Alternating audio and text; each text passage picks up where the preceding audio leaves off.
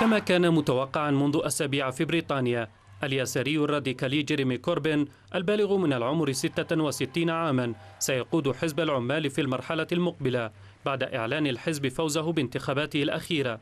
النتائج كشفت حصول المرشح كوربين على ثقة ما يقارب 60% من الذين تسمح لهم قوانين حزب العمال بالتصويت في انتخابات اختيار الرئيس، وهم أكثر من نصف مليون ناخب.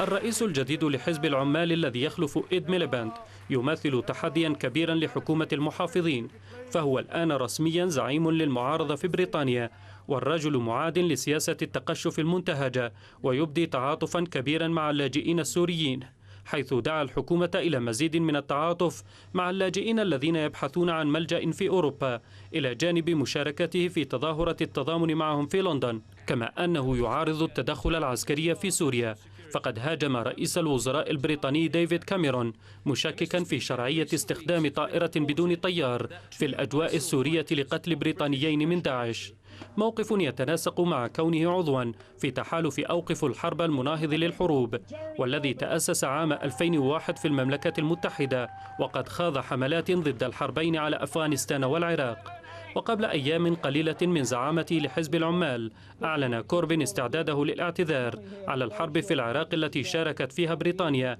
في عهد زعيم حزب العمال الأسبق توني بلير، وهو الاعتذار الذي لم يصدر عن أي من الزعماء السابقين. جيريمي كوربين معروف لدى البريطانيين أيضا بمسيرته خلال العقود الماضية بدعمه لحقوق الشعب الفلسطيني، وقد خاض حملات ضد الجرائم الإسرائيلية في غزة، إذ أنه عضو في حملة التضامن مع فلسطين والتي تأسست عام 1982 بالتزامن مع الغزو الإسرائيلي للبنان. يعتبره اللوبي اليهودي في بريطانيا حاملا لأفكار معادية للكيان الإسرائيلي، ويتهمه البعض بإنكار الهولوكوست، كما ترى فيه وسائل الإعلام البريطانية صديقا لكل من حماس وحزب الله وإيران. Listen for a minute, if you don't mind.